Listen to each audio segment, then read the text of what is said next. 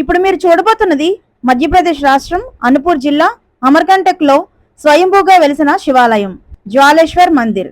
స్కంద పురాణం ప్రకారం సత్యయుగంలో బలి అనే రాక్షసుడి కుమారుడైన బాణాసురుడి కఠోర తపస్సుకు సంతోషించి శంకర భగవానుడు ఇచ్చిన వరం ప్రకారం జ్వాలేశ్వర్ మహాదేవును బాణలింగం అని పిలుస్తారు.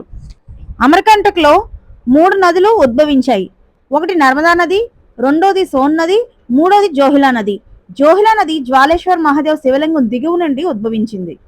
కూర్మ పురాణం ప్రకారం ఇక్కడ పూర్వీకులకు తర్పణం, శ్రాద్ధం మొదలైన వాటిని గయా తీర్థయాత్ర కంటే ఎక్కువ ఫలవంతంగా భావిస్తారు.